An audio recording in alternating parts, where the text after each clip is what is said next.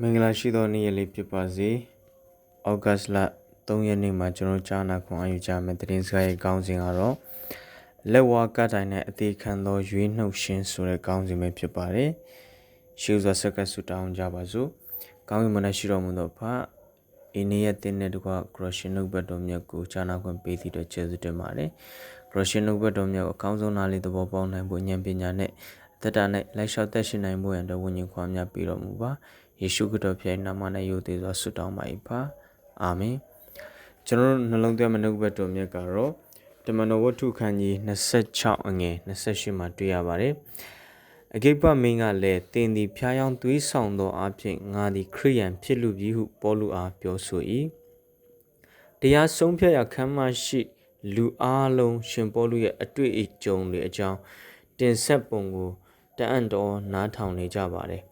တမန်တော်ကြီးဟာဆိုရင်သူ့ရဲ့နှစ်သက်တဲ့အကြောင်းတွေကိုအခြေပြုပြောနေပါတယ်။သူ့ရဲ့နှုတ်ကနေထွက်တဲ့စကားတိုင်းအတွက်ရိုးသားမှုရှိကြောင်းကိုလူတိုင်းလက်ခံကြပါတယ်။တမန်တော်ရဲ့ဆွဲဆောင်မှုရှိတဲ့စကားကြောင့်ဖေတုတ်မင်းကတိတ်ပံအတက်များကိုတင်၍သူယူအဖြစ်သို့ရောက်ခဲ့ပြီဆိုပြီးတော့ကြီးတော်တန်နဲ့ဆိုပါတယ်။တမန်တော်ကြီးကလည်းဖေတုတ်မင်းကြီးကျွန်ုပ်ဟာဆိုရင်စိတ်ယူသွက်တာမဟုတ်ပါဘူးတမန်ဖြစ်တဲ့ကျမ်းစကားကိုပြောဆိုနေခြင်းဖြစ်ပါတယ်ကျွန်ုပ်ဟာဆိုရင်လွတ်လပ်ပြောဆိုတဲ့မင်းကြီးကိုတမန်တရိစကားတွေကိုသိစီလိုတဲ့ဆန္ဒသာရှိပါတယ်ဘယ်လိုအကြောင်းတစုံတရာကိုမှမကွယ်မဝှက်ထားတာကြောင့်မင်းကြီးကိုအဂိပ္ပမင်းကြီးသင်သည်ပရောဖက်တို့ကိုယုံကြည်ပါသလားဆိုပြီးတော့မှမေးပါတယ်မင်းကြီးဟာဆိုရင်ပရောဖက်တွေကိုယုံကြည်ကြောင်းကျွန်ုပ်သိတယ်ဆိုပြီးတော့ထပ်ပြီးတော့ပြောပြန်ပါတယ်ဂိပ္ပမင်းကပတ်ဝန်းကျင်နဲ့မိမိရဲ့ယာထုကိုခဏတာမေးလျော့သွားတဲ့အခိုက်အတန့်အတွင်းစိတ်ထိခိုက်မှုရှိခဲ့ပါတယ်နှိမ်ကြတဲ့အကျဉ်းသားတဦးဟာဆိုရင်ဖျားရဲ့တန်တမန်ဖြစ်မိမိကိုစကားပြောဆိုနေပါတယ်မိမိရဲ့ရှေ့မှာရက်နေတဲ့နှိမ်ချတဲ့အကျဉ်းသားကိုကြည့်ပြီးတော့တမန်တရားကိုသတိပြုမိပြီးတော့ပေါလုသင်ဟာဆိုရင်ငါ့ကိုခရိယန်ဖြစ်စေဖို့ရန်အတွက်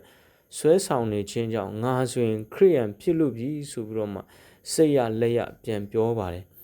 တမန်တော်ဟာဆိုရင်ရိုးသားစွာပဲပြန်ပြီးတော့ဖြေချလိုက်ပါတယ်ဘုရားရှင်ကောင်းမြတ်ခြင်းကြောင့်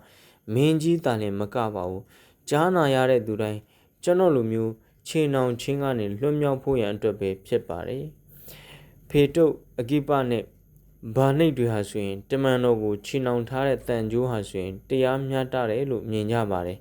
လူတိုင်းဟာဆိုရင်ကြီးလေးတဲ့ရာဇဝတ်မှုတွေနဲ့အပြစ်ရှိကြတာချင်းဖြစ်ပါတယ်